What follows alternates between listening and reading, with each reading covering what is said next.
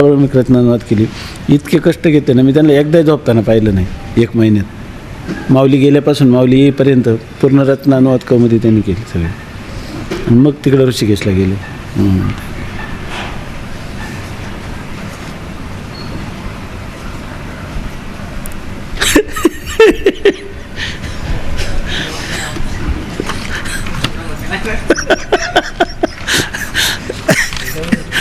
त्यासाठी हां, ते दोन्ही सारखेच झाले.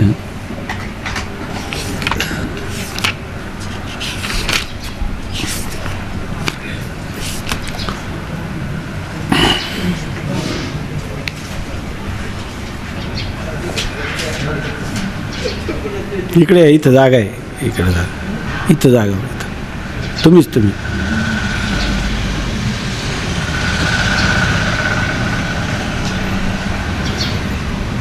तरी तुम्ही दिसणारच.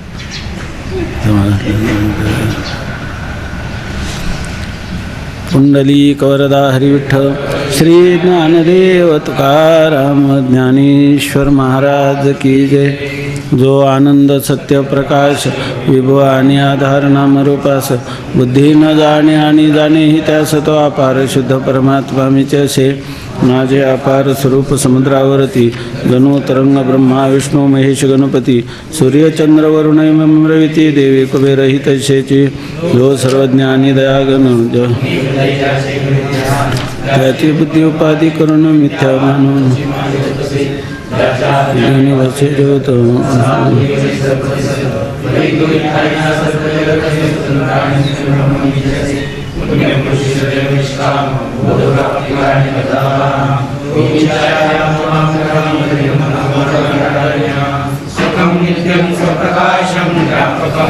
रूपयो अधिष्ठानं बुद्ध्यबोध्यं बुद्धेर्दृग्यत्तु निर्मलं अपारं सर्ववेदान्त विद्यं प्रत्यक्परं तदेवाहं न मत्तोऽन्यदिति मे निश्चिता मतिः.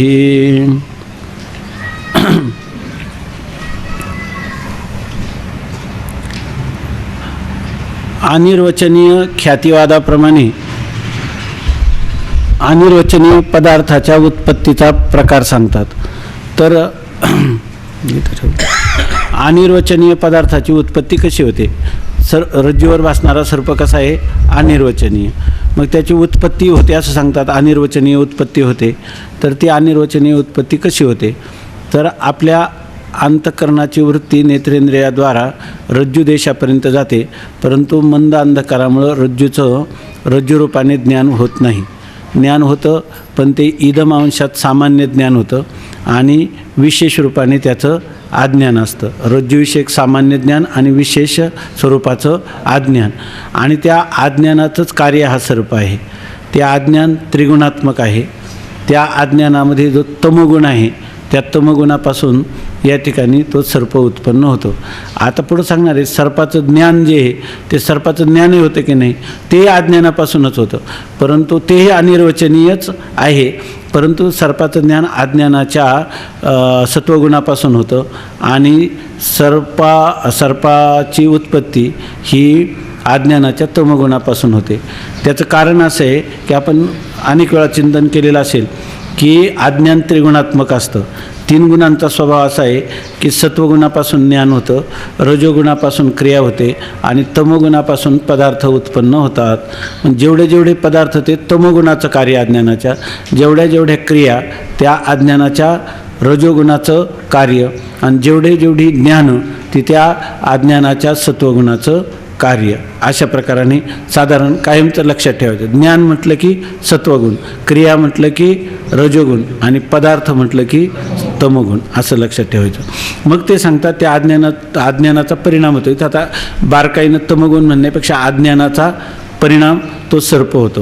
म्हणजे त्या अज्ञानामध्ये क्षोभ होतो किंवा अज्ञानामध्ये विकार होतो आणि त्या अज्ञानाचा विकार म्हणजेच कोण आहे? रज्जूवर भासलेला सर्प, स्थानूवर भासलेला पुरुष किंवा शुक्तीवर भासलेलं रजत, हे सगळे भ्रमातले पदार्थ जे आहेत त्या अज्ञानाचा परिणाम आहेत असं आतापर्यंत आपण पाहिलं. म्हणजे तो रज्जूवर भासलेला जो सर्प आहे आता तो उत्पन्न झाला, कोणापासून झाला? रज्जू स्वरूपाच्या रज्जूच्या विशेष स्वरूपाच्या अज्ञानापासून सर्प उत्पन्न झाला. इतकंच नाही, त्याचा सर्पाचं ज्ञानसुद्धा झालं. परंतु तो सर्प जो आहे तो अनिर्वचनीय म्हणावा का सत्य म्हणावा? अनिर्वचनीय. का असत म्हणावा का सत म्हणावा का सदसत म्हणावा का सदसत विलक्षण अनिर्वचनीय म्हणावा का मिथ्या म्हणावा? का मिथ्या शब्दाचाच अर्थ आहे सदसत विलक्षण अनिर्वचनीय, हा मिथ्या या अर्थाने प्रयोग केला जातो. म्हणजे रज्जूवर भासलेला सर्प अनिर्वचनीय आहे याच्याबद्दल कोणाला काही आता शंका नाही. ठीक आहे ना. आता याच्यावर शिष्यांनी शंका केली. महाराज, सर्पाची अनिर्वचनीय उत्पत्ती कशी होते हे समजले आणि त्याच्या उत्पत्तीची साधन सामुग्री म्हणजे फक्त रज्जूपही चैतन्याश्रित अज्ञानच आहे हेही समजले.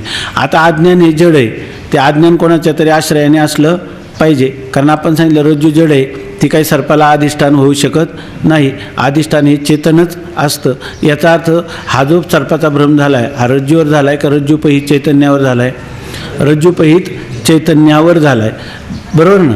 रज्जूपही चैतन्यावर हा जो सर्पाचा भ्रम झाला हा रज्जूला झाला का रज्जूपही चैतन्याला झाला? चैतन्याला भ्रम होतो का? नाही, आहे की नाही. हा भ्रम तुम्हाला आम्हाला झाला.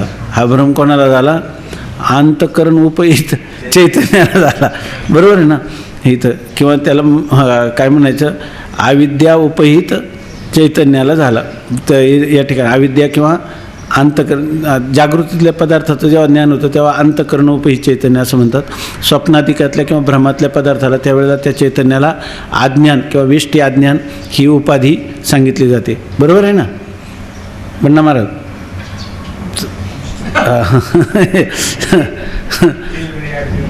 नाही, कोणती उपाधी? आता भ्रमातले सर्प आहे त्याला उपाधी चैतन्याला कोणत्या चैतन्यावर भासला? तो भ्रमातला पदार्थ रज्जूपही चैतन्यावर भासला, पण कोणाला भासला? उपहित चैतन्यावर. उपहित चैतन्याला त्याचा काय झाला? रज्जूवर सर्पाचा, बरोबर आहे का? अंतःकरण उपहित म्हणजे ज्या चैतन्याला अंतःकरण उपाधी आहे त्या चैतन्याला, ज्याला रज्जू उपाधी आहे अशा चैतन्यावर सर्पाचा भ्रम झाला. लक्षात आलं का दत्त महाराज? भ्रम कोणावर झाला? रज्जूवर झाला की चैतन्य की रज्जूपही चैतन्यावर झाला का केवळ चैतन्यावर झाला? रज्जूपही चैतन्यावर झाला, आहे की नाही. चैतन्याला जेव्हा रज्जू उपाधी लागली तेव्हाच तुम्हाला सर्पाचा भ्रम झाला. आणि केवळ चैतन्याला भ्रम झाला का जेव्हा त्याला अंतःकरण उपाधी लागली तेव्हा झाला? अंतःकरण उपाधी लागली तेव्हा झाला. लक्षात येतं ना. एकदा विषय कळला की कसे प्रश्न उलटे पालटे विचारले तरी आपल्याला त्याचं सर लक्षात आलं ना, तर त्याच्यामध्ये कोणत्याही प्रकाराने जरी आपल्याला बोललो तरी योग्य असं त्याचं मांडणी किंवा प्रक्रिया आपल्याला आपल्या भाषेतही मांडता आली पाहिजे. हा, आणखीन बारका करायचा. ना चैतन्याच्या ठिकाणी जे प्रमाण आहे त्या प्रमाणाच्या ठिकाणी जे दोष आहे सदोष, सदोष प्रमाण आहे. अंतःकरण उपाय सगळ्यालाच आहे, सगळ्यांना बसत तिथं भ्रम होण्याची सामुग्री त्या ठिकाणी, भ्रम होण्याची सामुग्री आहे ना त्या ठिकाणी, त्याला भ्रम झाला ना. सगळ्यांना कुठं झालं? सगळ्यांना भ्रम झाला नाही. तिथं काही दोष आहे, मंद अंधकार वगैरे, मंद अंधकार, सादृश्यता म्हणा, भयकंपादी, लोभ भयादी, भयकंपादी किंवा सादृश्य किंवा काय पित्तमलादी, ह्या दोषामुळं त्याला होतं. उपाधी कोणती आहे? अंतःकरणच आहे. परंतु काही दोष असल्यामुळं त्या ठिकाणी त्याला भ्रम होतो. कोणाला? त्या चैतन्याला, ज्याला अंतःकरण उपाधी आहे त्या चैतन्याला. ठीक आहे ना. अंतःकरण उपाधी म्हणण्यापेक्षा अंतःकरण विशेषण ज्या चैतन्याचे झाले त्याला भ्रम झाला, असं काही नाही. उपाधी झाली तरी सोपाधिक भ्रम आहेच ना त्याला. हां, त्याला शुक्तीवर रजताचा भ्रम होतो की नाही संन्याशाला? विशेषण जर मानलं लोभ भयादी नसेल, सदोषता नसेल त्याच्या ठिकाणी तरी त्याला भ्रम होईल.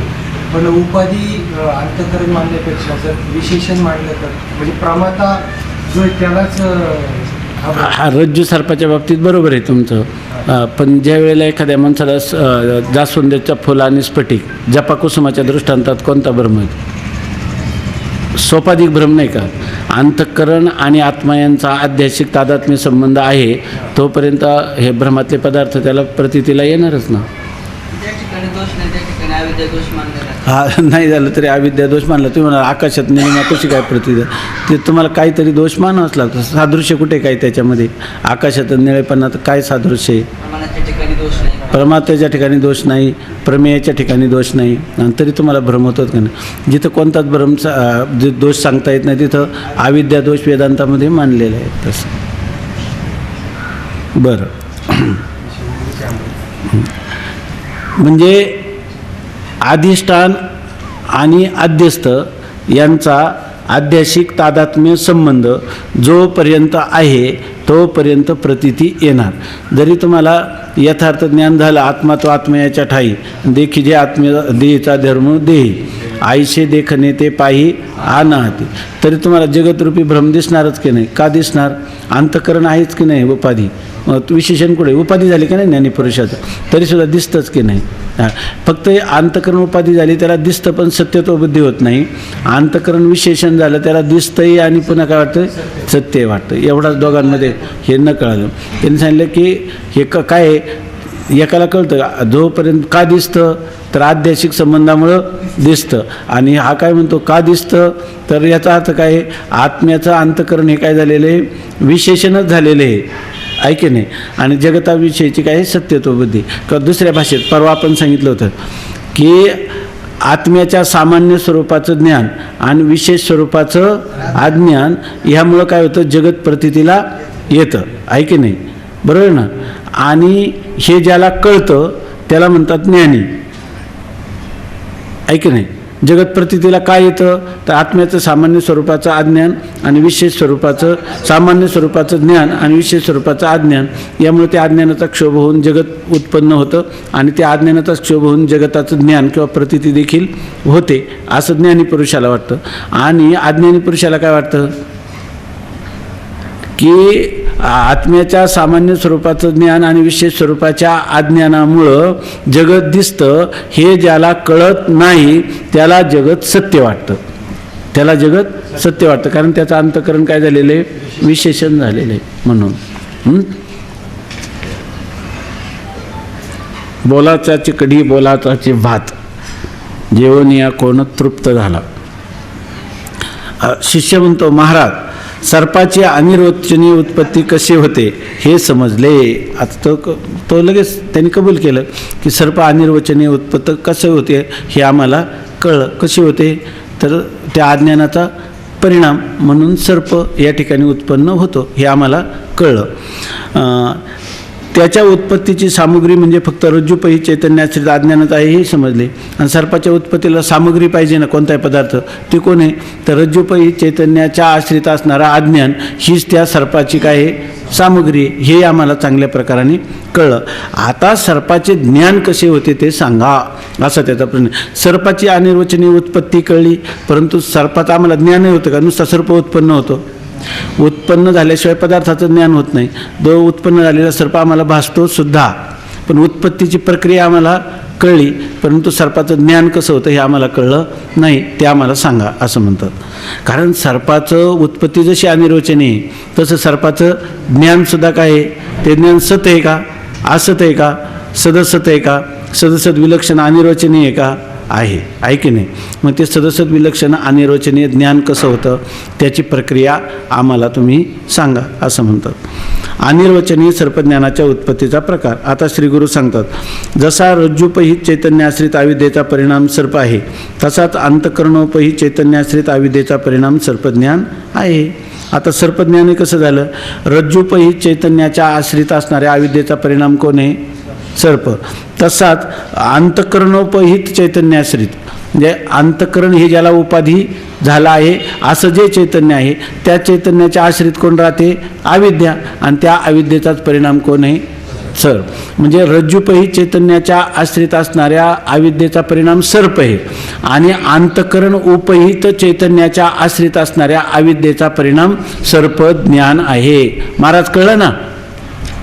काय नव्हतं? हां, लक्षात आलं का? नाही, आता येईल. आता सुरू झालं आहे. अंतकरणोपहित म्हणजे अंतकरण ज्याला उपाधी झालेलं आहे. अंतकरण एकटा अंतकरण राहील का चैतन्याचा आश्रय लागेल त्याला? अच्छा, मग चैतन्याच्या आश्रित कोण राहिलं? अंतकरण. आणि त्या अंतकरणाच्या आश्रित आपलं अंतकरणोपहित चैतन्याच्या आश्रित कोण राहिलं? अज्ञान, आहे की नाही? आणि त्या अज्ञानाचाच काय झाला परिणाम. आताच आपण पाहिलं अज्ञान 3 गुणात्मक आहे. तर चैतन्याश्रित असणाऱ्या अविद्येच्या तमोगुणाचा परिणाम कोण झाला? सर्प. आणि मग अंतकरण कारण ज्ञान कोणाला झालं?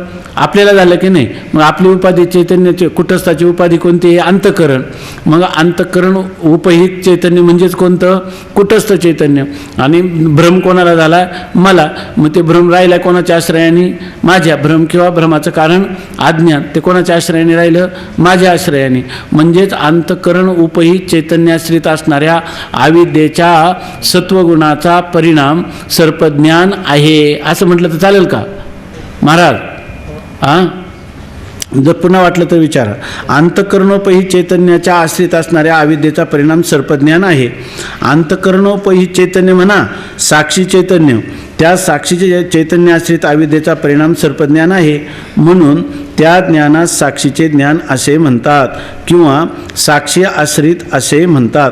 आता याला साक्षी चैतन्याच्या आश्रित अविद्येचा परिणाम सर्पज्ञान आहे म्हणून सर्पज्ञानाला एक परिभाषा सांगितली. सर्पज्ञान कशाचं ज्ञान? कोणाचं ज्ञान आहे ते? साक्षीचं ज्ञान आहे असं म्हणतात. पण साक्षीचं ज्ञान म्हणजे काय? साक्षी कोणत्या वृत्तीद्वारा जाणतो? त्याला अविद्यावृत्तीद्वारा जाणतो. स्वप्नातले पदार्थ किंवा भ्रमातले पदार्थ कशाच्या द्वारा जाणतो? अविद्या. त्याला काय म्हणतात? साक्षीचं ज्ञान. साक्षीचं ज्ञान असं म्हणजे काय? याचा अर्थ काय? साक्षीचं ज्ञान म्हणजे साक्षी आश्रित अविद्येचा परिणाम असणारा जो सर्प, बरोबर आहे ना, त्या सर्पाचं ज्ञान. आणि ते कोणाला होतं? आपलं रामकृष्ण हरी चुकलं. रज्जुपहित चैतन्याच्या आश्रित असलेल्या अविद्येचा परिणाम सर्प आहे. आणि त्या सर्पाचं ज्ञान कोणाला होतं? आपल्याला होतं. म्हणजे अंतकरण उपहित चैतन्याच्या आश्रित असणाऱ्या अविद्येचा परिणाम सर्पज्ञान आहे असं झालं की नाही? आता हे सर्पज्ञान झाल्यानंतर तुम्ही काय म्हटले ते? त्याला अंतकरणोपहित चैतन्य. अंतकरणोपहित चैतन्यालाच काय म्हणतात? साक्षी असं म्हणा. अंतकरणोपहित चैतन्य म्हटलं काय आणि साक्षी चैतन्य म्हटलं काय? दोन्हींचा अर्थ काय? हे एकच आहे. आता हे जे ज्ञान झालं, कोणत्या सर्पाचं ज्ञान झालं, त्या सर्पाचं ज्ञानाला दुसरं एक नाव आहे, त्याला काय म्हणतात? साक्षीचं ज्ञान. कारण साक्षी उपहित चैतन्याच्या आश्रित झालेल्या अविद्येच्या सत्वगुणाचा परिणाम ते ज्ञान आहे की नाही? मग त्याला साक्षीचं ज्ञान म्हटलं तर काय हरकत आहे का? नाही. किंवा त्याला दुसरं काय म्हणतात? त्याला म्हणतात साक्षी भाष्य. त्याला काय म्हणतात? साक्षी भाष्य. म्हणजे केवळ अंतकरणाच्या द्वारा साक्षी जेव्हा एखाद्या वस्तूचं प्रकाशन करतो तेव्हा त्याला कोणतं ज्ञान म्हणतात? प्रमात्याचं ज्ञान असं म्हणतात. आणि साक्षी जेव्हा अविद्यावृत्तीद्वारा एखाद्या पदार्थाचं प्रकाशन करतो त्याला काय म्हणतात? साक्षी भाष्य. स्वप्नातले पदार्थ साक्षीत प्रकाशन करतो की नाही? पण कोणत्या वृत्तीद्वारा? अविद्यावृत्तीद्वारा. जागृतीतल्या पदार्थाचं म्हणजे जे प्रमाणाने, बरोबर आहे ना, जागृतीतल्या पदार्थाचं आपल्याला प्रमाणाने ज्ञान होतं त्यावेळेला त्या पदार्थाचं साक्षीत प्रकाशन करतो की नाही? पण कोणत्याद्वारा? अंतकरण वृत्तीद्वारा. म्हणजे अंतकरण वृत्तीद्वारा साक्षी काय करतो? ज्या पदार्थांचं प्रकाशन करतो त्याला म्हणतात प्रमात्याचं ज्ञान. त्याला काय म्हणतात? प्रमात्याचं ज्ञान. आणि साक्षी जेव्हा अविद्यावृत्तीद्वारा प्रकाशन करतो तेव्हा त्याला काय म्हणतात? साक्षीचं ज्ञान. किंवा दुसरं नाव काय त्याला? साक्षी भाष्य. म्हणून त्या ज्ञानात साक्षीचे ज्ञान असे म्हणतात किंवा साक्षी आश्रित असेही म्हणतात. किंवा ते ज्ञान कोणाच्या आश्रयाने झालेले? साक्षीच्या आश्रयाने. साक्षीच्या आश्रयाने म्हणजे साक्षी उपहित आपलं ते अविद्या उपहित साक्षीच्या आश्रयाने झालेलं आहे. अविद्या ज्याला उपाधी लागलेली आहे अशा साक्षीला ते ज्ञान झाले की नाही? म्हणजे साक्षीला अविद्या उपाधीच्या द्वारा, बरोबर ना, जे ज्ञान झालेलं आहे म्हणजे त्याला काय म्हणायचं? साक्षी भाष्य. कोणतं ज्ञान? रज्जूवर झालेलं सर्पाचं ज्ञान, स्थाणूवर पुरुषाचं किंवा शुक्तीवर रजताचं किंवा स्वप्नस्थ पदार्थाचं, ही सगळी ज्ञानं काय आहेत? साक्षी भाष्य आहेत. त्या ज्ञानात साक्षीचे ज्ञान म्हणतात किंवा साक्षी आश्रित असे म्हणतात. कारण जसा रज्जू ज्ञानाने सर्पाचा बाध होतो तसा सर्पज्ञानाचाही बाध होतो. आता तुम्ही त्याला साक्षी भाष्य का? सर्प साक्षी भाष्य आहे का सर्पज्ञान साक्षी भाष्य आहे? दोन्ही काय आहेत? साक्षी भाष्य. का की जर तुम्हाला रज्जूचं ज्ञान झालं की त्या सर्पाचा काय होतो? बाध होतो. म्हणून तो सर्प काय आहे? साक्षी भाष्य आहे. आणि सर्पज्ञान साक्षी भाष्य. कारण रज्जूचं ज्ञान झालं की नुसता रज्जूचाच बाध होतो का आपलं सर्पाचाच बाध होतो का सर्पज्ञानाचाही बाध होतो? म्हणजे जेवढी बाधित होणारी ज्ञान आहे साक्षीला ती कोणाच्या द्वारा होतात? ती अविद्यावृत्तीद्वारा होतात. म्हणून त्या सर्पज्ञानाला सुद्धा काय म्हणायचं? साक्षी भाष्य असं म्हणायचं. किंवा कारण जसा रज्जू ज्ञानाने सर्पाचा बाध होतो तसा सर्पज्ञानाचाही बाध होतो. व्यवहारात जे ज्ञान कधीही बाधित होत नाही म्हणजे मिथ्या ठरत नाही त्यास अंतःकरणाचे ज्ञान म्हणावे. आता अंतःकरणाचं ज्ञान किंवा प्रमात्याचं ज्ञान किंवा त्याला प्रमातृभाष्य असं कधी म्हणायचं? ज्या एखाद्या पदार्थाचं ज्ञान झालं का ते कधी जर त्याचा बाध झाला नाही कुठे? व्यवहारामध्ये ब्रह्मज्ञानानंतर तर काय होतं? जागृतीतल्याही पदार्थाचा बाध होतो पण व्यवहारात त्याचा बाध होत नाही. असं जर असेल तर त्याला कोणतं ज्ञान म्हणायचं? अंतःकरणाचं ज्ञान किंवा प्रमात्याचं ज्ञान किंवा त्या पदार्थांना प्रमातृभाष्य असं म्हणतात. व्यवहारात जे ज्ञान कधीही बाधित होत नाही म्हणजे मिथ्या ठरत नाही त्यास अंतःकरणाचे ज्ञान म्हणावे. आणि व्यवहारात जे ज्ञान मिथ्या ठरते त्यास अंतःकरणाचे ज्ञान न म्हणता अंतःकरणोपहित साक्षी चैतन्याश्रित म्हणावे. आणि जर एखाद्या व्यवहारात जर त्या ज्ञानाचा बाध होत असेल, उदाहरणार्थ स्वप्नात पदार्थाचं ज्ञान झालं की नाही, जागे झाल्यावर त्याचा बाध होतो की नाही, रज्जूवर सर्पाचं ज्ञान झालं, रज्जू अधिष्ठानाचं ज्ञान झालं तर त्याचा बाध होतो की नाही. मग व्यवहारात ज्या पदार्थाचा काय होतो? बाध होतो. आपलं ज्या ज्ञानाचा व्यवहारामध्ये जे ज्ञान काय ठरतं? बाधित ठरतं म्हणजे खोटं ठरतं. तर त्याला कोणतं ज्ञान म्हणायचं? अंतःकरण उपहित साक्षी चैतन्याश्रित असणारं ज्ञान. त्याला काय नाव द्यायचं? साक्षी ज्ञान, साक्षीचं ज्ञान किंवा साक्षी आश्रित ज्ञान किंवा त्याला तिसरा शब्द काय द्यायचा? साक्षी भाष्य असं म्हणायचं. पदार्थाचा बाध झाल्याशिवाय ज्ञानाचा कसा बाध होईल? फक्त इथं आता काय झालं आहे? पदार्थाचं आपल्याला ज्ञान आपलं पदार्थोत्पत्तीचा प्रकार पाहिला, आता ज्ञानोत्पत्तीचा प्रकार पाहतात ना. म्हणून हे ज्ञानसुद्धा काय आहे? साक्षी भाष्यच आहे. ते सुद्धा अनिर्वचनीयच आहे कारण अधिष्ठान ज्ञानाने त्याचा बाध होतो. आता व्यवहारामधले पदार्थ आहे तर व्यवहारातल्या पदार्थातला रज्जूवर भासलेला सर्प आहे. तुम्हाला रज्जूचं ज्ञान झालं की त्याचा बाध होतो की नाही? होतो. कुठं बाध होतो? त्याला ब्रह्मज्ञान लागतंय का? नाही. त्याला ब्रह्मज्ञान रज्जूचं ज्ञान झालं की त्याचा बाध होतो. स्वप्नातल्या पदार्थाचा बाध व्हायला काय ब्रह्मज्ञान लागतंय का? नाही. तुम्हाला फक्त जागृती अवस्था आली की त्याचा बाध होतो. मग अशी जी ज्ञान आहे बाधित होणारी त्या सगळ्या ज्ञानांना म्हणायचं साक्षी भाष्य किंवा साक्षी आश्रित ज्ञान किंवा साक्षीची ज्ञान असं त्याला म्हणतात. कारण ते ज्ञान काय होतं? बाधित होतं. कुठं बाधित होतं? व्यवहारात बाधित होतं. त्याच्यात काही शंका आहे? अगदीच ती सगळी प्रातिभाषिक सत्तेतली ज्ञान आहे. मग जर दोन सत्ता जर मानल्या तर ही सगळी ज्ञान काय आहे? प्रातिभाषिक. पण ही संगती जी सांगतात दोन सत्ता मानून नाही सांगत, तीन सत्ता मानून सांगतात. ही सगळी ज्ञान, मग सगळी ज्ञान साक्षी भाष्य. तुम्हाला हे आता जे पुस्तकाचं ज्ञान होते जर जागृती आणि स्वप्न एक ठरलं तर याला तुम्हाला साक्षी भाष्य म्हणता येईल का? का साक्षी भाष्यच ठरतील? हे साक्षी भाष्यच ठरतील आहे की नाही? बरं, आपल्याला तीन सत्ता सिद्ध करण्यात तात्पर्य का दोन सत्ता सिद्ध करण्यात तात्पर्य? मग दोन सत्ता कोणत्या राहतील? प्रातिभाषिक आणि पारमार्थिक आहे की नाही? का असंच राहिलं पाहिजे? असंच राहिलं पाहिजे. हे आपल्याला समजून सांगण्यासाठी अंतःकरण भाष्य आणि साक्षी भाष्य असे शब्द प्रयोग. पुढं खरं जेव्हा आपल्याला ब्रह्मज्ञान होईल तेव्हा हे विधान आपल्याला पडतील का? सगळं साक्षी भाष्य वाटायला लागेल का? तेच त्यांना सांगायचं आहे की नाही? सगळी साक्षी भाष्य. आता त्याच्या पुढे जाऊन विचारतो की हे जे साक्षीने प्रकाशित केलेले पदार्थ हे कधी असतात? साक्षी भाष्य पदार्थांचं अस्तित्व आहेच का नाही? अस्तित्व आहे म्हणजे सत्य आहेत की नाही? ते मग ते शून्य आहेत की नाही? असत आहेत की नाही? असं ते नाही. कारण जेव्हा भासतात तेव्हा तेवढ्या पुरते तरी असतातच का? तेव्हाही नाही का? तिन्ही कालात नाहीत? तिन्ही कालात अत्यंताभावच आहे का नाही त्यांचा? मग ते पदार्थ आतापर्यंत विचारायला प्रातिभाषिक सत्ता आपण म्हणलो का? खरी प्रातिभाषिक सत्तेतले पदार्थ नसतातच का? आपल्या बुद्धीत त्यांचा त्रैकालिक अत्यंताभावाचा निश्चय होतो. मग ते पदार्थ आहेत असं म्हणणं फक्त तोंडानेच आहे का? पदार्थ आहेत का? ते पदार्थ भ्रमातले आहेत का? खरे नाहीतच ते का? त्यांचा कोणत्या कालात बाध नसतो? तिन्ही कालात त्यांचा बाध असतो. मग अशा पदार्थांना सत्ता देणं म्हणणं म्हणजे आपल्या बुद्धीचा कमीपणा आहे का नाही? मग आम्ही 3 सत्ता सांगितल्या का 2 सत्ता सांगितल्या? एकच सत्ता आहे की नाही आम्हाला सांगायची, एकच. आणि जर समजा आता तुम्ही आमच्या डोक्यावर हात ठेवायला लागले, हे तुम्हाला कळलं आणि तुम्ही म्हणायला लागले सत्ता एकच आहे, तुम्ही काय म्हणता 3 सत्ता, तर आम्हाला किती वाईट वाटेल आहे की नाही? कारण हेच आमचं काय लक्ष आहे की नाही? हेच आम्हाला सिद्ध तात्पर्य आहे आमचं, आहे की नाही? म्हणून ग्रंथकर्त्याला कधीही वाईट वाटायचं नाही. नाही तर तुम्ही सारख्या 3 सत्ता कशा नाही म्हणता असं जर म्हटलं तर हे याच्यासाठी नाही सांगितलं. आम्हाला सत्ता सिद्ध किती करायच्यात? एकच करायची, आहे की नाही? 2 सुद्धा सांगायच्या नाही. पण हळूहळू तुमची बुद्धी सूक्ष्म करतात. 3 सत्ता मानलेले पटतं की नाही? आता 2 सत्ता सांगितल्यावर पटतं की नाही? आणि 1 सत्ता सांगितल्यावर पटतं की नाही?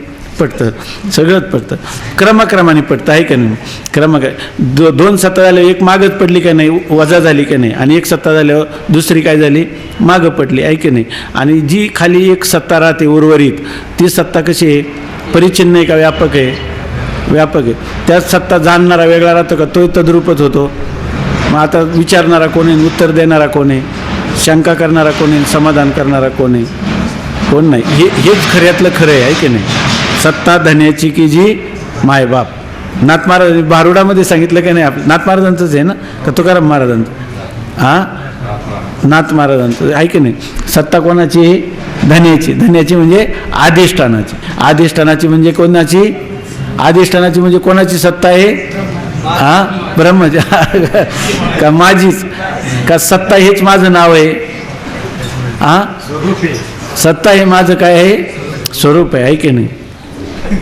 मी सत्तेहून भिन्न, माझी सत्ता का सत्ताच मी? सत्ता.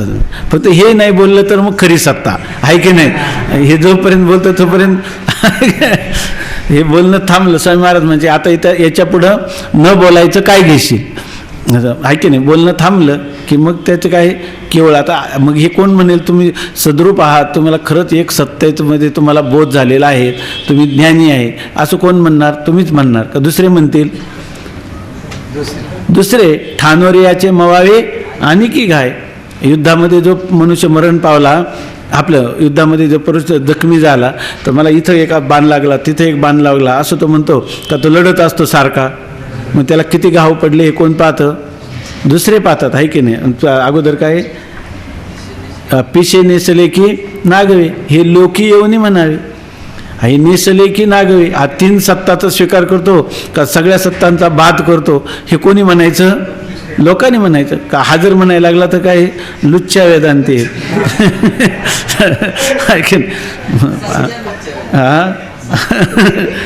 वास्तविक पाहिले तर सांगतात, जसा रज्जुज्ञानाने सर्पाचा बाध होतो तसा सर्पज्ञानाचाही बाध होतो.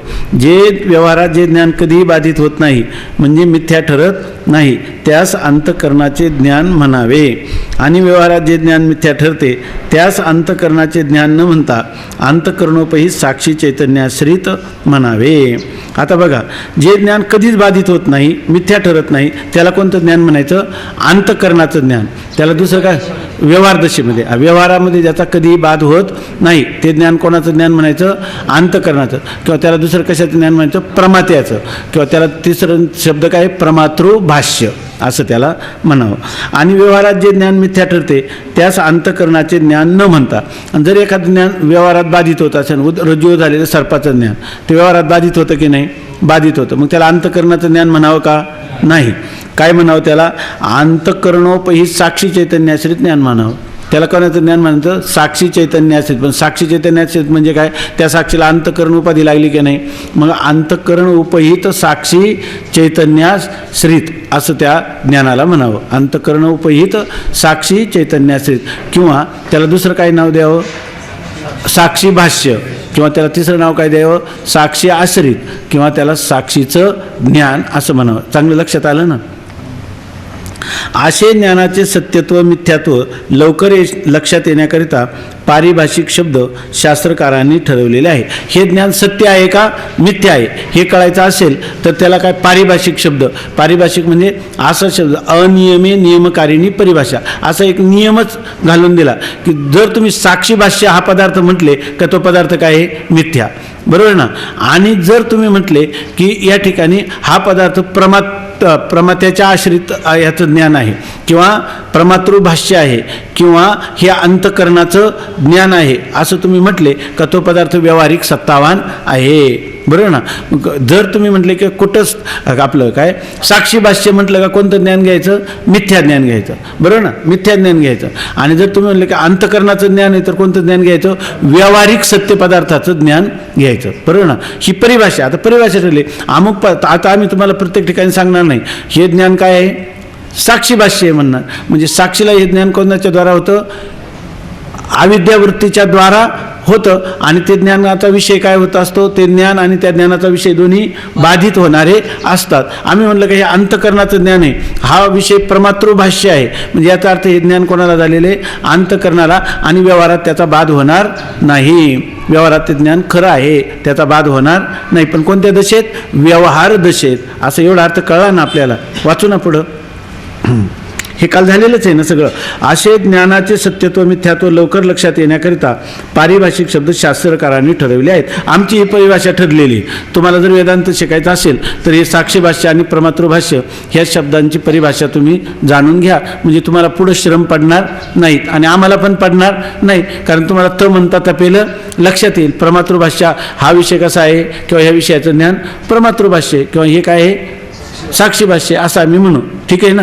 याप्रमाणे सर्पाचे ज्ञानही साक्षी आश्रित अविद्येचे कार्य स्वतःहून विलक्षण अनिर्वचनीय आहे. आता सर्पाचं ज्ञान सुद्धा काय झालं, साक्षीच्या अंतकरण उपही साक्षी चैतन्याच्या आश्रित असणाऱ्या अविद्येचा परिणाम आहे. अर्थात तो ते असणारं सर्पज्ञान त्याला सत म्हणता येईल का, नाही. कारण का, रज्जू ज्ञान आणि त्या ज्ञानाचा काय होतो, बाध होतो, बरोबर आहे ना. म्हणून ते ज्ञानाला सत म्हणता येईल, असत म्हणता येईल का, आपलं सत म्हणता येईल का, नाही. असत म्हणता येईल का, नाही. सर्पज्ञान काय आम्हाला प्रत्यक्ष होतंय, ऐक नाही, असत म्हणता येणार नाही. सत आणि असत म्हणता येईल का, नाही. सत आणि असत हे दोन परस्पर विरुद्ध धर्म एका अधिकरणात एक समवायावच्छेद करून राहू शकत नाहीत, म्हणून त्याला सदसत म्हणता येणार नाही. मग हे कसे काय, मुरारी तृतीय पंथा आमचा तिसराच बघतोय, सदसद विलक्षण अनिर्वचनीय.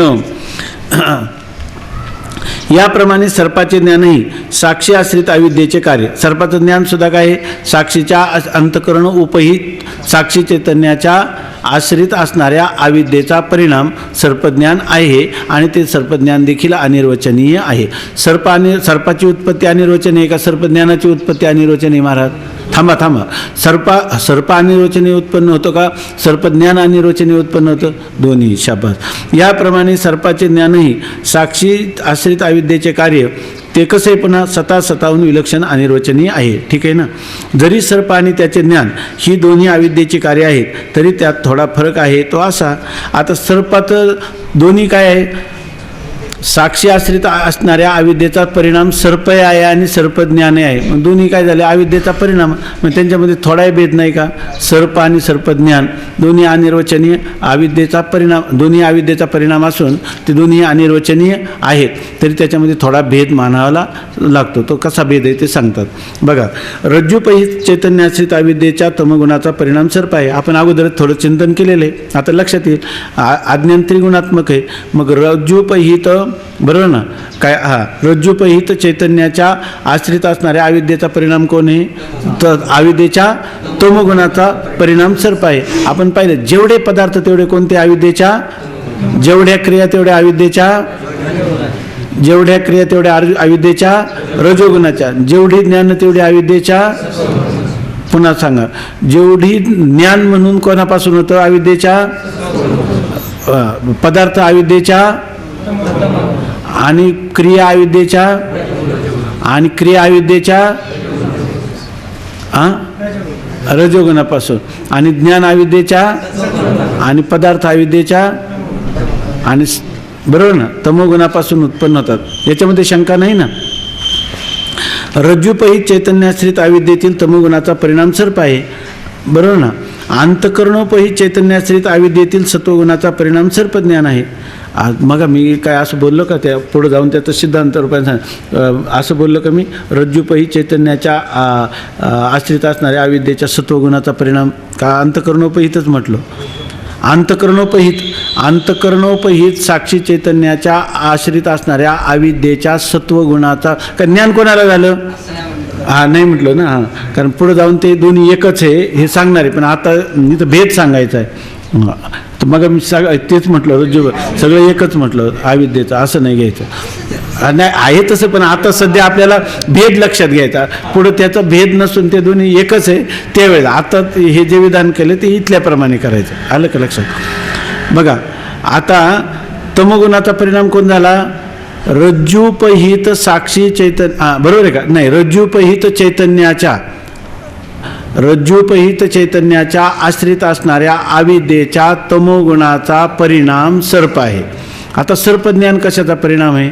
तर ते अंतकरण उपहित साक्षी चैतन्याच्या आश्रित असणाऱ्या अविद्येच्या सत्वगुणाचा परिणाम सर्प आहे. ऐका, सर्पज्ञान आहे. बरोबर ना. पुन्हा सांगतो दुरुस्त करून, काय? अंतकरणोपहित साक्षी चैतन्याच्या आश्रित असणाऱ्या अविद्येच्या सत्वगुणाचा परिणाम सर्पज्ञान आहे. आता बरोबर. रज्जुगुण म्हणताना कोणाचा यायचा? रज्जुपहित का? अहो ते साप हलतोय आता यायला लागला आमच्याकडं. ते अंतकरणोपहित चैतन्य. अंतकरण उपहित साक्षी चैतन्याच्या आश्रित घ्यायचा का रज्जुपहित साक्षी चैतन्याच्या आश्रित घ्यायचा? ऐक नाही का, दोन्ही मिळून एकच असल्यामुळं क्रिया जी घडते ती अविद्येच्या रजोगुणात घडते. पण आता हे जे झालं, ज्या वेळेला इकडेच घ्यायला रज्जूच्या ठिकाणी तिथं हालत नाही, पण त्याच्या ठिकाणी सर्प पण उत्पन्न झाला नाही ना. सर्प पण उत्पन्न तुमच्या ठिकाणी झाला. उलट तिकडेच घ्यावं लागेल. क्रिया सर्पातच होणार ना.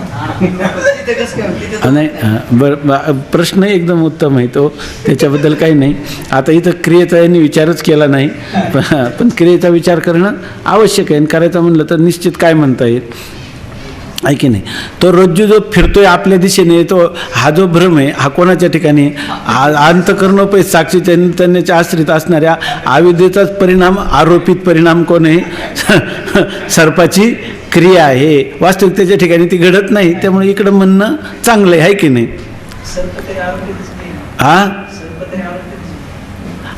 ते तर म्हटलं ना, सर्प आरोपित आहे. सर्पाची तुम्ही म्हणा सर्प तिकडे लावला, सर्प तिकडे लावला, मग सर्पाची क्रिया का म्हणून तिकडे नाही लावली? ती सर्प तिथं उत्पन्न होतं. याचं जेवढं स्पष्टीकरण करता येतं तेवढं क्रियेचं स्पष्टीकरण रज्जुपहित चैतन्याच्या आश्रित असणार. जर तुम्ही अंतकरण त्याच्याकडे प्रवृत्तच केलं नाही तर सर्पज्ञान पण तुम्हाला होणार नाही. ते आपल्या सर्पाची क्रिया पण तुम्हाला बसणार नाही आणि सर्पाचं ज्ञान पण तुम्हाला होणार नाही. तसा सर्प जो आहे तो सर्प तरी उत्पन्न होईल का? पुन्हा प्रश्न आहे. तर सर्प तरी उत्पन्न होईल का? नाही. म्हणून सर्प तरी तुम्हाला जर ज्ञान नसेल तर सर्प कुठे आहे? तुम्हाला सर्प पण नाही त्या ठिकाणी. हे फक्त आता त्याचं आशय असं आहे की ह्या सगळ्या उन्या चुकीच्या संगती आहेत. त्यामुळे पुढे जाऊन आम्हाला असं सांगावं लागेल की जे अंतकरण उपहित साक्षी चैतन्य आहे तेच काय आहे? रज्जुपहित साक्षी चैतन्य आहे. थोडक्यात चैतन्याच्या आश्रित असणाऱ्या अविद्येचाच हे सगळे परिणाम आहेत. पण आम्ही म्हटलं की थोडासा भेद दाखवू. कारण काय आहे, पुढे जाऊन लोक म्हणतात एकाने सर्प झाला आणि एकाने सर्पज्ञान झालं.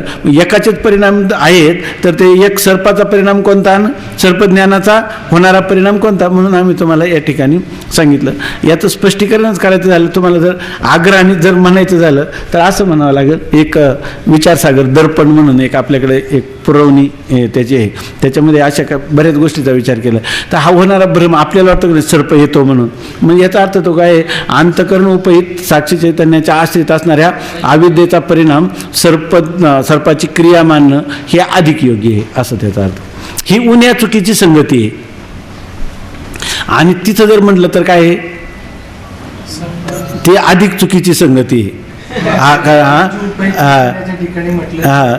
अधिक चुकी, त्याच्यापेक्षा ही चांगली संगती.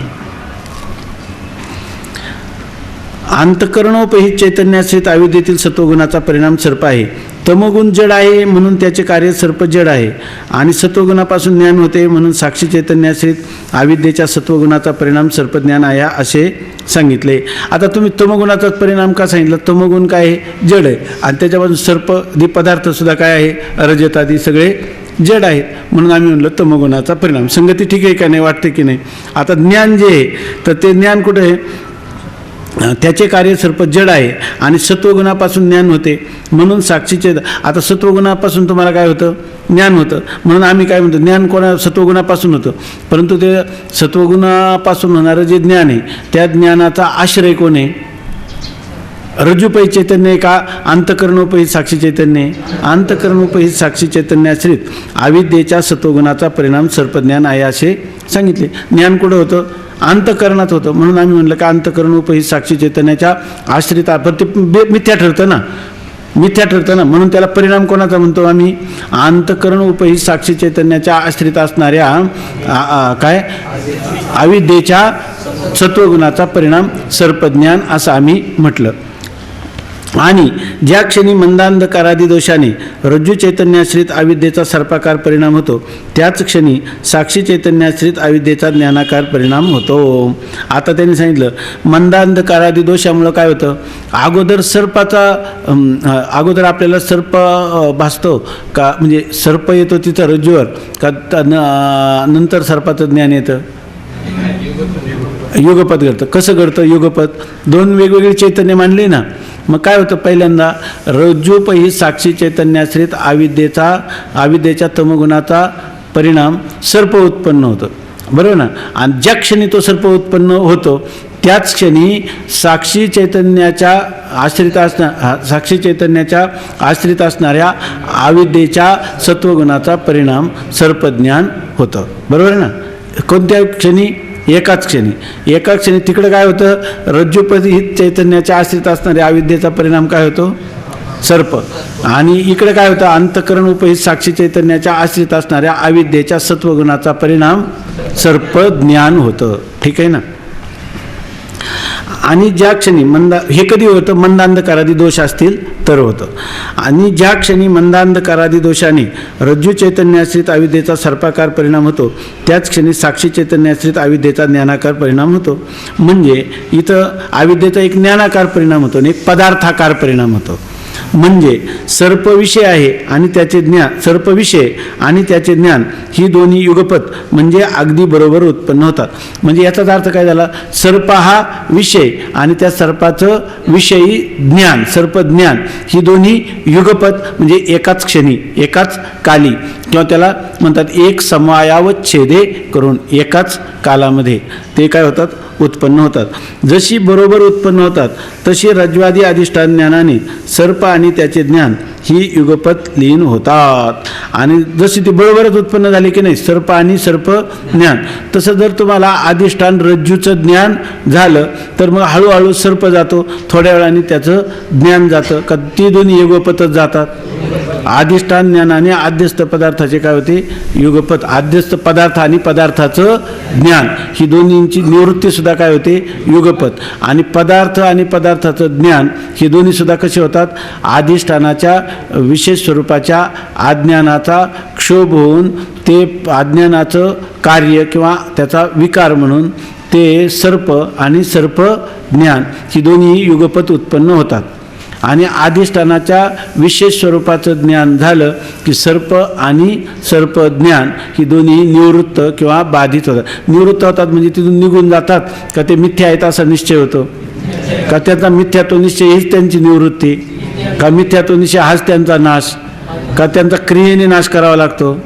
का त्यांचा नाश ज्ञानानेच होतो? ज्ञानाने होतो म्हणजे कोणत्या ज्ञानाने होतो? अधिष्ठान ज्ञानाने होतो. का अधिष्ठानाचं ज्ञान हीच त्यांची निवृत्ती?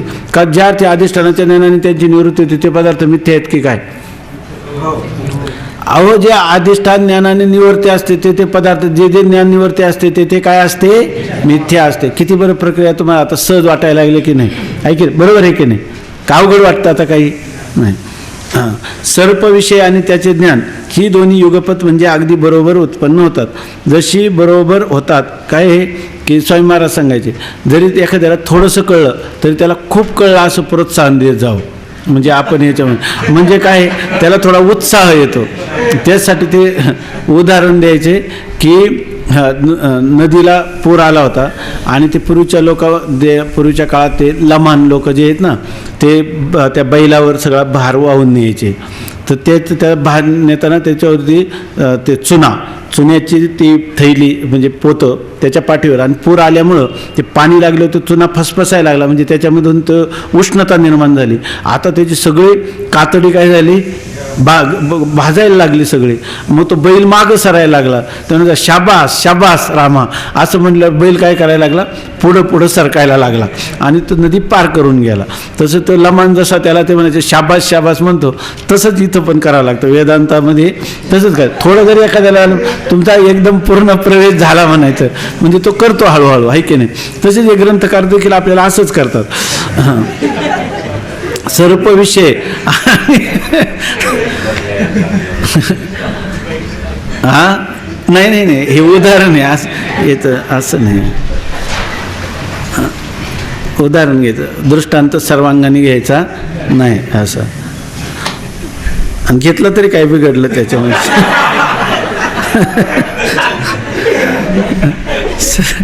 म्हणजे सर्पविषय आणि त्याचे ज्ञान ही दोन्ही युगपत म्हणजे अगदी म्हणजे जशी बरोबर उत्पन्न होतात तशी रज्वादी अधिष्ठान ज्ञानाने सर्प आणि त्याचे ज्ञान ही युगपत लीन होतात. सर्प आणि त्याचं ज्ञान अधिष्ठानाचं ज्ञान झालं का युगपत त्यांचा काय होतो लय होतो बाद होतो निवृत्ती होते. याच्या पुढे जाऊन जर कोणी म्हणलं ते अधिष्ठान रूप होतात तर चालेल आहे की नाही. तर वेगळी सत्ता राहते त्यांना. आता अधिष्ठानाची काय होतात अधिष्ठान ज्ञानाने अध्यस्त पदार्थाची निवृत्ती ही अधिष्ठान रूप असते. लिहिला ते बाद असा अर्थ घ्यायचा. त्याची पुढे करणारे स्पष्टीकरण थोडंसं आणखी लय होतो किंवा बाद होतं ते असं का म्हटलंय त्याचं स्पष्टीकरण करणार आहेत आता.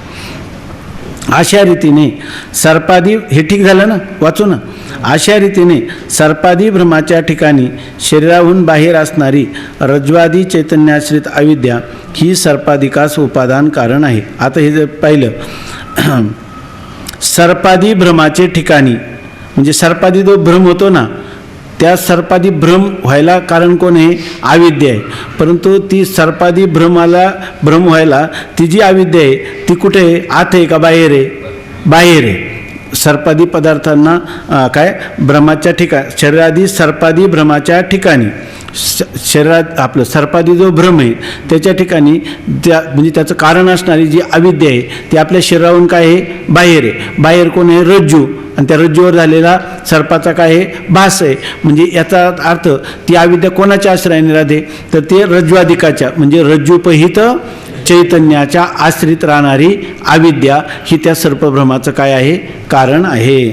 शरीराहून बाहेर असणारी रज्वादी चैतन्याश्रित अविद्या रज्वादी चैतन्याश्रित रज्वादी का म्हणलं रज्जू शुक्ती असलं तर शुक्तीवर रजत भासलं तर शुक्ती आधी आहे की नाही. किंवा जर तुम्हाला स्थाणू असेल तर स्थाणू आधी असं म्हणायचं. रज्वादी चैतन्याच्या आश्रित अविद्या ही सर्पादिकास उपादान कारण आहे. याला कारण कोण आहे शरीराच्या बाहेर असणारी स्थाणू उपहित अविद्या शुक्ती उपहित अविद्या. जर तुम्हाला पुरुषाचा भ्रम झाला असेल तर स्थाणू उपहित अविद्या ती शरीराच्या बाहेर आहे. जर तुम्हाला रजताचा भ्रम झाला असेल तर शुक्ती उपहित अविद्या जी शरीराच्या बाहेर आहे. किंवा रज्जूवर सर्पाचा भ्रम झाला असेल तर शरीराच्या बाहेर असणारी काय रज्जूपहित अविद्या ही त्या सर्पाला काय आहे कारण आहे. ती सर्पाधिकार पण कोणतं कारण आहे उपादान कारण आहे. उपादान कशाला कारण कशाला म्हणतात हे का आता पुढं सांगतातच नाही का. ह्याला कारण कोण नुसतं कारण नाही म्हटले ना. आतापर्यंत आपण शब्द कोणता वापरत होतो कारण आहे.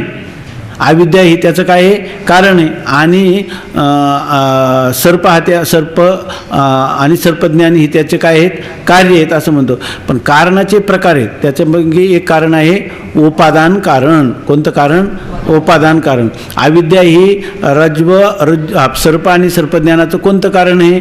उपादान कारण. उपादान कारण ही परिभाषा आहे. म्हणजे परिभाषा म्हणजे हे वेदांतामध्ये उपादान कारण म्हटलं की काय समजायचं, एकदा आम्ही तुम्हाला काय सांगत बसणार नाही त्याचं लक्षण किंवा व्याख्या. एकदा उपादान कारण म्हटलं का तुम्हाला समजून जावं. आता एक वेळा सांगतो म्हणतात उपादान कारण कशाला म्हणतात, तर उपादान कारण त्याला म्हणतात की ज्या कारणाचा कार्यात प्रवेश असून ज्याच्या वाचून कार्य राहत नाही त्यास उपादान कारण म्हणतात. आता बघा सरळ आहे बघा, ऐकी नाही, एखादा मित्र असतो तर त्याला काही मदत करीत असतो आहे की नाही, दोघं मिळून कार्य चालू असतं, दोघांचं भांडण होतं, तो म्हणतो तू खुशाल जा आहे की नाही, तुझ्या वाचून माझं काही राहत नाही असं म्हणतो, मी माझं कार्य करणार आहे, तू जरी सोडलं तरी माझं काही राहत नाही. तसं इथे ज्या कारणाचा कार्यात प्रवेश असून ज्या कारणाचा काय आहे त्या कार्यामध्ये प्रवेश आहे आणि ज्या वाचून कार्य राहत नाही, ज्या वाचून म्हणजे जे नसलं तर कार्य राहत नाही, म्हणजे कार्य झाल्याशिवाय कार्य राहत नाही, म्हणजे कार्य होऊ शकत नाही. असं इथली भाषा अशी घ्यायची, नाही तर तुझ्या वाचून माझं काही राहत नाही असं नाही अर्थ घ्यायचा. म्हणजे ज्याचा कारणात प्रवेश असतो आणि ज्याच्या वाचून कार्य राहत नाही म्हणजे टिकत नाही, ऐके नाही, ते त्याचं कोणतं कारण आहे? उपादान कारण. मृत्तिकेचा घटामध्ये प्रवेश आहे की नाही, घटरूप कार्यामध्ये मृत्तिकेचा प्रवेश आहे आणि ज्याच्या वाचून म्हणजे मृत्तिके वाचून कार्य म्हणजे घट तो राहत नाही, म्हणजे त्याचं अस्तित्व सिद्ध होत नाही, त्याला कोणतं कारण म्हणतात? उपादान कारण.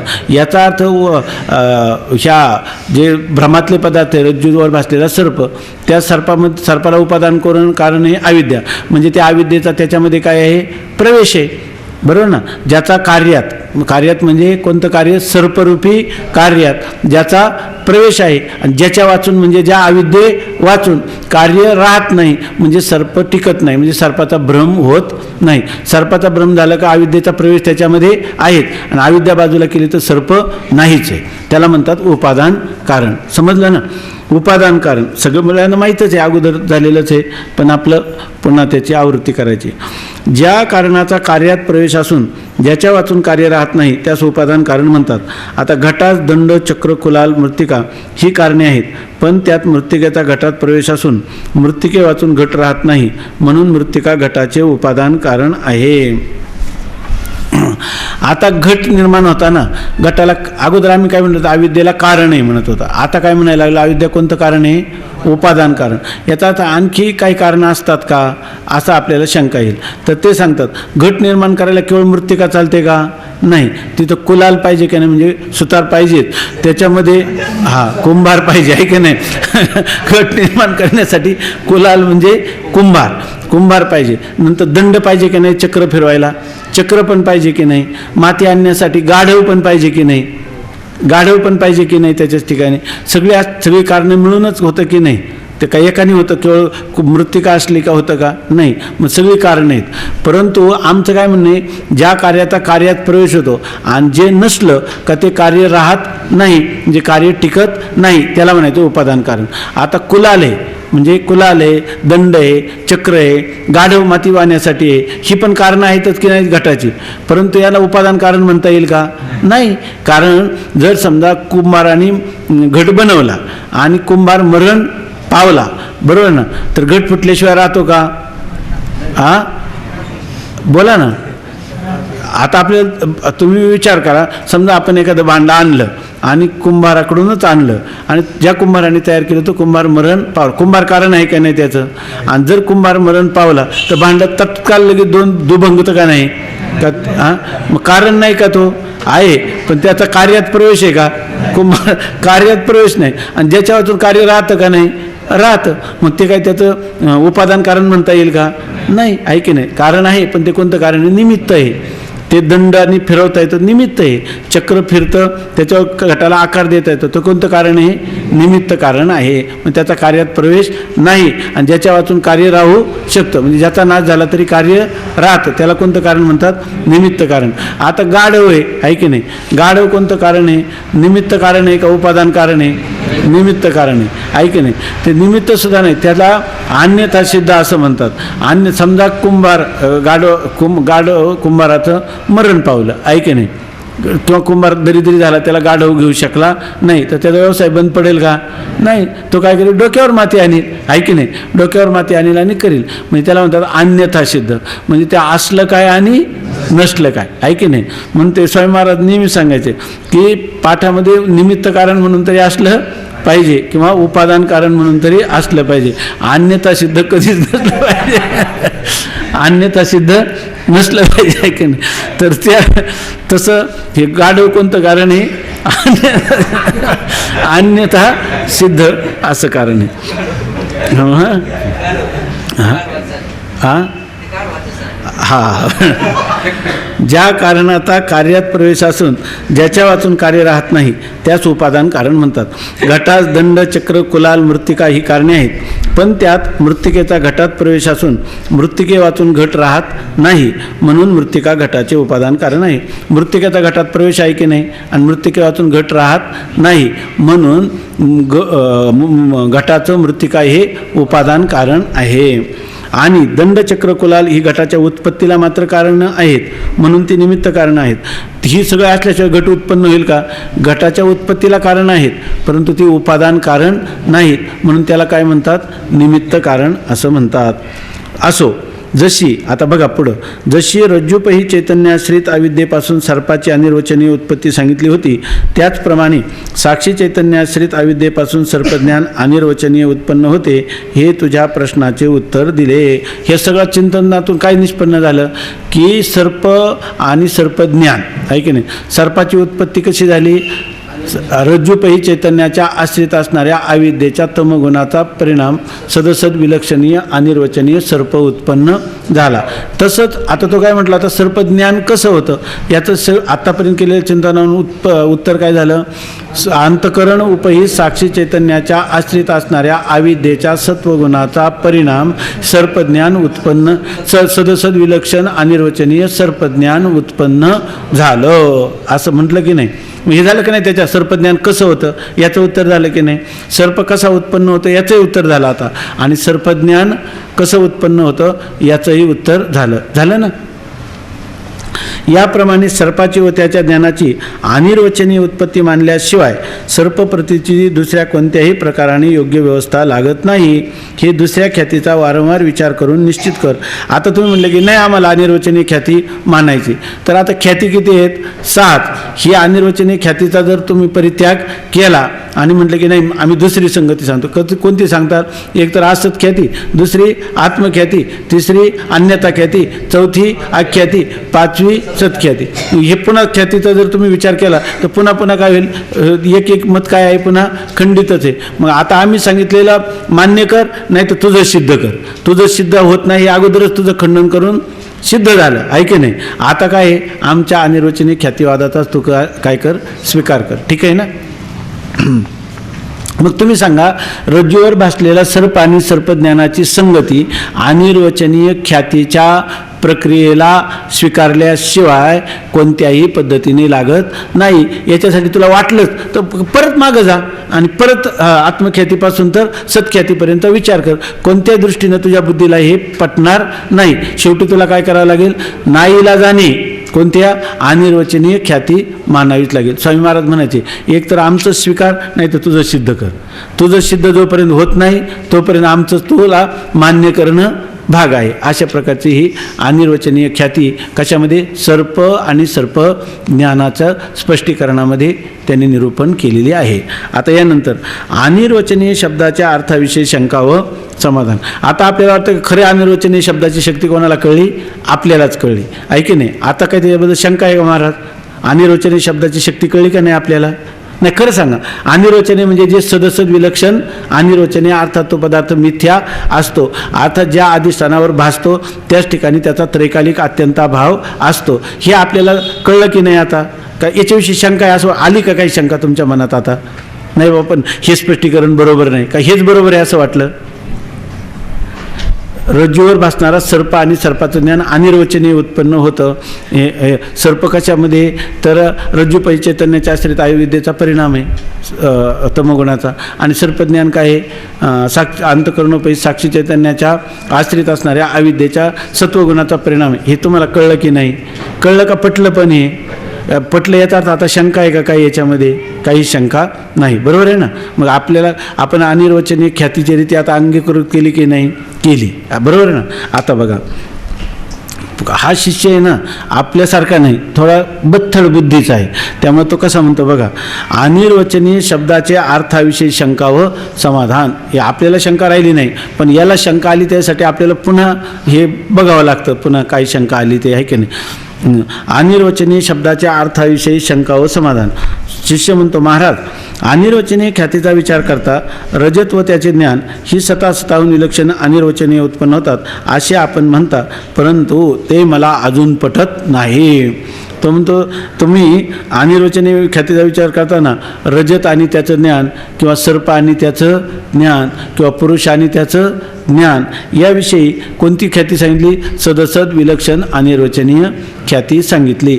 तुमची पद्धत मला कळली, पण कळली तरी मला पटली नाही, असं तो म्हणतो. मग आपल्याला वाटतं आपल्याला तर कळलं होतं आणि पटलं होतं, आता याला कसं काय पटलं नाही, आहे की नाही.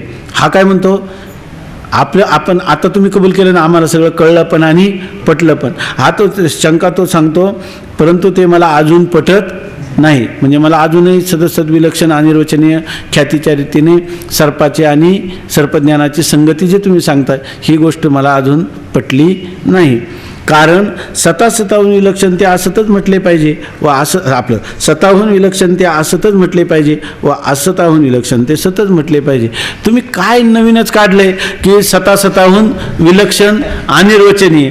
अहो, सत आणि असत दोन पदार्थ आहे. जर स्वतःहून विलक्षण म्हणजे स्वतःहून वेगळा पदार्थ असणार, स्वतःहून जेवढं व्यावृत्त केलेले सगळे पदार्थ काय झाले? असत. आणि असतहून जे व्यावृत्त वेगळे केलेले पदार्थ सगळे काय झाले? सत, आहे की नाही. जगामध्ये दोनच पदार्थ, सत आणि असत, आहे की नाही. असे दोनच पदार्थ आहे. मग असं असताना आपण म्हणता की स्वतःहून विलक्षण आहे पण असत नाही. तुम्ही काय म्हणता? स्वतःहून विलक्षण आहे पण असत नाही. मग असत नाही, स्वतःहून विलक्षण आहे पण असत नाही. मग असतहून विलक्षण कसं आहे? तर असतहून विलक्षण आहे पण सत नाही. ही परिभाषाच तुमची कशा प्रकारची वाटते? सदसद विलक्षण. स्वतःहून विलक्षण म्हणलं तर असत होईल, पण तुम्ही लगेच म्हणता असत नाही. का नाही? तर प्रतिती काय येते. बरं, असतहून विलक्षण तर त्याला काय म्हणावं? सत. तर तुम्ही म्हणता त्याचा अधिष्ठानानंतर बाद का होतो? असं तुम्ही आम्हाला सगळीकडून काय कोंडीत पकडलेले. त्याला काय म्हणतात? उभयता पाशा रज्जू. ते अशी एक गाठ असते. काय आता आपल्याला माहीत नाही. एखाद्या माणसाला जर चोराला वगैरे पकडतात आणि त्याच्या कमरेला गाठ बांधतात, तो पळून जायचा प्रयत्न केला, डाव्या बाजूला पळायला लागला की ती गाठ काय होती? अधिक घट्ट. उजव्या बाजूला पळायला लागला की कुणीकडूनही त्याला त्याच्यातून सुटका होत नाही. असं तुम्हाला सतय म्हणलं की आम्ही असत म्हणू, असत म्हणायला लागलं तर सत म्हणू. पण तुम्ही म्हणता स्वतःहून विलक्षण आहे पण असत नाही, असतहून विलक्षण आहे पण सत नाही, असं तुम्ही म्हणता. हे बोलणंच कसं तरी वाटतं की नाही. असताहून विलक्षण आहे पण सत नाही, सताहून विलक्षण आहे पण असत नाही, हे म्हणणे चमत्कारिक दिसते. तेव्हा अनिर्वचनीय शब्दाचा काय अर्थ आहे ते पुन्हा कृपा करून सांगा. आता तो काय म्हणतो, तुम्ही लोक सगळे बुद्धिमान असल्यामुळे तुम्हाला एका आवृत्तीमध्येच याचं कळलं, पण तो म्हणतो मला अजून, म्हणजे मला असं म्हणायचं नाही का तुम्हालाच कळलं नाही का तुमचं मत चुकीचं आहे, पण माझ्या बुद्धीवर आरूढ झालं नाही, म्हणून मी तुम्हाला नम्रपणे निवेदन करतो की तुम्ही म्हणता हे मला अजून पटत नाही, पण मला पटत का नसावं? तर मला कळत नसावं. कारण स्वामी महाराजांनी म्हणायचे की कोणती गोष्ट तुम्हाला जर कळली का ती काय करते? पटते. जर तुम्हाला पटत नसली तर याचा अर्थ काय झाला? कळतच नाही. तुम्हाला झेपत नसली तर याचा अर्थ काय आहे? पटलीच नाही, ऐक नाही. आणि पटली नाही याचा अर्थ काय आहे? आणि तुम्ही जर याच्यात रंगून गेले नाही तर याचा अर्थ काय आहे? तुम्हाला झेपलीच नाही. झेपली नाही याचा काय अर्थ आहे? आणि पटली नाही याचा अर्थ काय आहे? मिळून काय आहे? कळलीच नाही, हा त्याचा काय आहे? अर्थ आहे. तेव्हा रंगत नाही असं म्हणत नाही जाऊ, कळलंच नाही असं म्हणत जावं. त्याप्रमाणे हा शिष्य त्यांना सांगतो की याचा अर्थ माझ्या बुद्धीवर हे आरूढ झालेलं नाही, तेव्हा कृपा करून मला अनिर्वचनीय शब्दाचा अर्थ पुन्हा एकदा व्यवस्थित समजावून सांगा. तेव्हा अनिर्वचनीय शब्दाचा काय अर्थ आहे ते पुन्हा कृपा करून सांगा. ह्याला का सांगितलं जातं? हा जे ना शिष्यभावाने शरण आलेला आहे म्हणून त्याला गुरु पुन्हा पुनरावृत्ती किंवा अभ्यासांगाने सांगायला कंटाळत नाही. नाहीतर तुम्ही सांगतात की जर तुम्ही म्हणायला लागले की अहो काय सांगता, तुम्हालाच कळलं नाही, हे अनिर्वचनीय काय तर आम्हाला समजून सांगते, म्हणतात बाबा मलाही कळलं नाही, ऐक नाही, मग नाही ते सांगत. पण जर तुम्ही म्हटले की बाबा मला समजून सांगा, कृपा करा असं म्हणतात, पण कृपा करा. कृपा शब्दाचा ते कुपुरक्षणे ठिकाणी म्हणजे माझं रक्षण करा, ह्या शंकापासून मला सोडवा. आता श्रीगुरू म्हणतात, सांगतो ऐक, तू समजतोस त्याप्रमाणे अनिर्वचनीय शब्दाचा अभिप्राय नाही. आमचा हा पारिभाषिक शब्द आहे, अगोदर सांगितलेलाच आहे. आता तू ज्याप्रमाणे समजतो तसा ह्या अनिर्वचनीय शब्दाचा अर्थ नाही. तू काय समजतो? सत्वून विलक्षण असत, असतून विलक्षण ते सत, आणि सदसद विलक्षण हा शब्द कसा आहे? चमत्कारिक आहे. असं जे तू समजतो तसा आमच्या अनिर्वचनीय शब्दाचा अर्थ नाही. ज्याची कालत्रयी बाधा होत नाही त्यालाच आम्ही सत असे म्हणतो, आणि ज्याची बाधा होते त्याला असत असे न म्हणता फक्त सताहून विलक्षण असे म्हणतो. पहा बारकाईनं आता पण महाराज बघा, हे सदसद विलक्षण अनिर्वचनीय कसं सांगतात. त्याला सांगतात की आम्ही सत हा शब्द प्रयोग आम्ही वेदांतामध्ये कधी व्यवस्थो? सत म्हणजे ज्याचा कोणत्याच कालात बाध होत नाही, म्हणजे कोणत्याही कालात मिथ्या ठरत नाही, अशा वस्तूला आम्ही काय म्हणतो? सत असं म्हणतो. आणि ज्याची बाधा होते त्याला आम्ही असत असे न म्हणता, किंवा बाधा ज्याचा बाध होतो, म्हणजे रज्जूचं ज्ञान झालं की त्याचा काय होतो? बाध होतो, म्हणून त्याला आम्ही असत असं म्हणत नाही. रज्जूवरच्या सर्पाला आम्ही असत असं म्हणत नाही. एखाद्या पदार्थ आम्ही सत कोणाला म्हणतो? ज्याचा तिन्ही कालात बाध होत नाही त्याला आम्ही म्हणतो सत. आणि ज्याचा बाध होतो म्हणजे अधिष्ठान ज्ञानानंतर ज्याचा बाध होतो त्या पदार्थाला असत आम्ही म्हणत नाही. मग त्याला काय म्हणतो आम्ही? फक्त सताहून विलक्षण असे म्हणतो.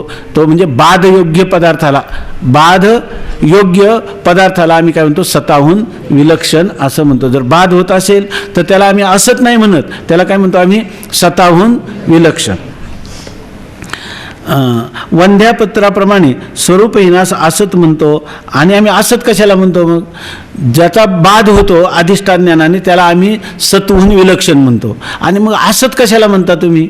वंध्यापुत्र जसा स्वरूपानेच नाही, स्वरूपहीन म्हणजे स्वरूप विवर्जित, वंध्यापुत्र शून्य रूप आहे, त्याला आम्ही काय म्हणतो? असत. वंध्यापुत्राला आम्ही असत म्हणतो. पण रज्जू सर्पाला वंध्यापुत्राप्रमाणे असत आम्ही म्हणत नाही, असत असं म्हणत नाही. वंध्यापुत्राप्रमाणे असत या शब्दाचा अर्थ आम्ही काय म्हणतो? वंध्यापुत्र. परंतु जो बाधयोग्य पदार्थ आहे अधिष्ठान ज्ञानाने ज्याचा बाध होतो त्या पदार्थाला आपण सत म्हणत नाही, पण आम्ही त्याला असतही म्हणत नाही, त्याला आम्ही काय म्हणतो? सताहून विलक्षण. आणि असत कशाला म्हणतो? वंध्यापुत्राप्रमाणे स्वरूप आणि हीन असणाऱ्या पदार्थाला आम्ही असत असं म्हणतो. फक्त असं स्वरूपहीनास सत न म्हणता फक्त असताहून, रामकृष्ण हरी, वंध्यापुत्राप्रमाणे स्वरूपहीनास असत म्हणतो.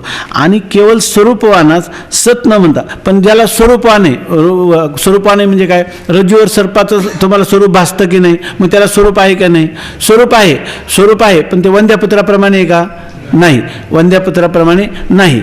बरोबर आहे ना? आणि बाध झाल्याशिवाय राहते की नाही? बाध झाल्याशिवाय राहतं का? बाध त्याचा अधिष्ठान ज्ञानाने होतो. मग त्याला आम्ही वंध्यापुत्राप्रमाणे असत नाही म्हणत, मग त्याला काय म्हणतो आम्ही? असताहून विलक्षण असं म्हणतो. का? असत न, त्याला असत न म्हणता, नाही असत न म्हणता. हे बघा, ज्याचा बाध होतो अधिष्ठान ज्ञानाने त्याला आम्ही काय म्हणतो? सताहून विलक्षण. असत कशाला म्हणतो? वंध्यापुत्राला. परंतु हा पदार्थ, असत पदार्थ कशाला म्हणतो? जे स्वरूपाने ही नाही, परंतु आम्हाला रज्जूवर सर्पाचा भास होतो की नाही? मग तो कसा? स्वरूपान आहे का नाही? स्वरूपान आहे, पण तिन्ही कालात त्याचा, तिन्ही कालात तो अबाधित आहे का? नाही, बाध योग्य आहे, परंतु वंध्यापुत्राप्रमाणे काही नाही, असत नाही. म्हणून आम्ही त्या पदार्थाला काय म्हणतो? असताहूनही तो पुन्हा काय आहे? विलक्षण आहे असं म्हणतो. फक्त असताहून विलक्षण असे म्हणतो. म्हणजे कोणता? केवळ स्वरूपानास. केवळ स्वरूपान म्हणजे केवळ फक्त प्रतिती मात्र. सर्प ही काय आहे? केवळ स्वरूपान आहे, म्हणजे केवळ काय आहे? प्रतिती मात्र आहे. केवळ प्रतिमात्र असणाऱ्या पदार्थाला आम्हाला असत म्हणता येईल का? कारण आम्ही केवळ असत कशाला म्हणतो? स्वरूपहीनाला म्हणतो. हा स्वरूपान आहे का नाही? पण केवळ स्वरूपान आहे. अधिष्ठानाचं ज्ञान झालं का मग हा काही बाधित झाल्याशिवाय राहत नाही, म्हणून त्याला आम्ही असत सुद्धा म्हणत नाही. म्हणून त्याला काय म्हणतो? असत योग्य. त्याला आपलं असताहून विलक्षण असं म्हणतो. सताहून विलक्षण कोणाला म्हणतो? बाध योग्य पदार्थाला आम्ही सताहून विलक्षण म्हणतो. आणि स्वरूपहीनाला काय म्हणतो? असत म्हणतो. आणि केवळ स्वरूपानाला आम्ही काय म्हणतो? असताहून विलक्षण असं म्हणतो. हा केवळ स्वरूप म्हणजे काय? इथं असं तुम्ही लिहून पण घ्या, कारण केवळ स्वरूप म्हणजे काय? स्वरूपाला केवळच म्हणतात, म्हणजे आत्मतत्व तिन्ही कालात अबाधित आहे. इथं स्पष्टीकरण केवळ स्वरूपवान म्हणजे काय? केवळ प्रतिती मात्र. प्रतीती मात्र म्हणजे जेव्हा प्रतीती येते तेव्हाच तो पदार्थ आहे, नंतरही नाही आणि आधीही नाही, आणि जेव्हा दिसतो तेव्हाही त्याचा अभावच आहे, पण दिसल्याशिवाय राहत नाही, म्हणून त्याला आम्ही म्हणतो केवल स्वरूपवान. केवल स्वरूपवान याचा अर्थ काय घ्यायचा? केवल प्रतीती मात्र किंवा केवल न लिहिता प्रतीती मात्र म्हणजेच केवल स्वरूपवान, असं त्याचा अर्थ झाला. केवल स्वरूपवान म्हणजे काय? प्रतीती मात्र असा जो पदार्थ असतो त्याला आम्ही काय म्हणतो? असताहून विलक्षण. म्हणून असताहून विलक्षण आहे असे म्हणतो. सर्पही रज्जुज्ञानाने बाधित आहे. सर्प रज्जुज्ञानाने बाधित आहे की नाही? आहे, म्हणून स्वतःहून विलक्षण. सर्प रज्जुज्ञानाने बाधित होतो म्हणून तो स्वतःहून काय आहे? विलक्षण. आणि रूपवान आहे. सर्प रूपवान आहे की नाही? म्हणून त्याला असत काय रूपवान असतं का? कधी नाही. वंद्यपुत्र रूपवान असतो का? हा रूपवान आहे की नाही? प्रतीती मात्र आहे की नाही? म्हणून आम्ही त्याला काय म्हणतो? रूपवान आहे म्हणून असताहून विलक्षण. अशा रीतीने रज्जू सर्प किंवा शुक्ती रजत ही स्वतःहून विलक्षण अनिर्वचनीय आहेत. तो म्हणतो ना, अनिर्वचनीय पदाचा अर्थ कळला नाही. खरं तर आपल्याला आतापर्यंत कळला नव्हता, आहे की नाही? आता आपल्याला खरा स्वतःहून विलक्षणचा अर्थ कळला, म्हणून तो म्हणतो अशा रीतीने सर्प किंवा शुक्ती रजत शुक्ती रजत किंवा रज्जू सर्प ही स्वतःहून विलक्षण आहेत की नाही? ती स्वतःहून विलक्षण आहेत का अनिर्वचनीय आहेत?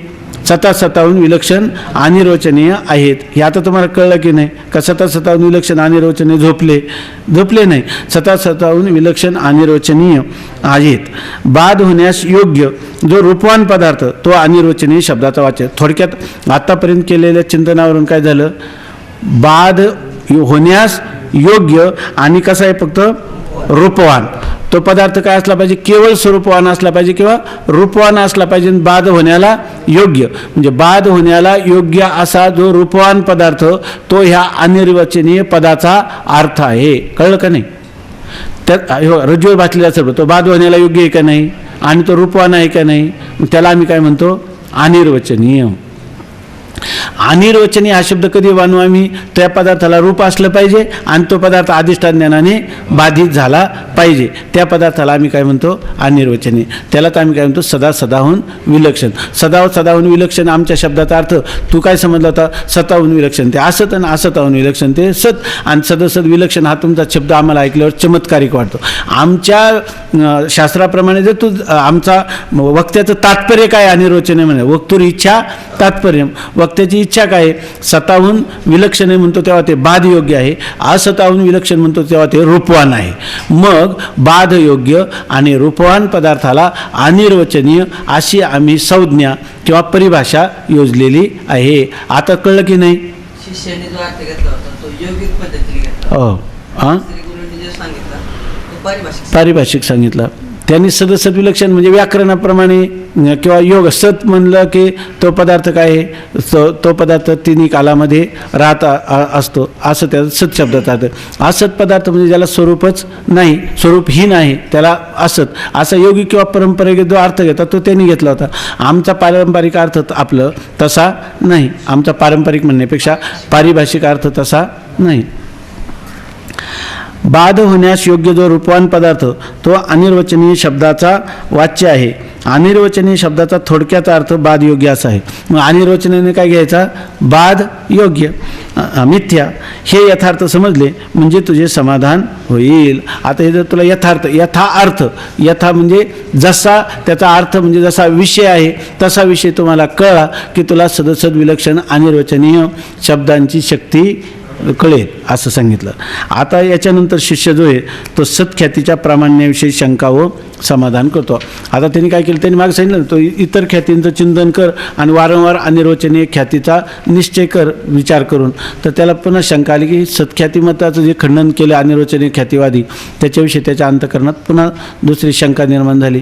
त्या शंकेचं पुन्हा श्रीगुरू उत्तर देतात.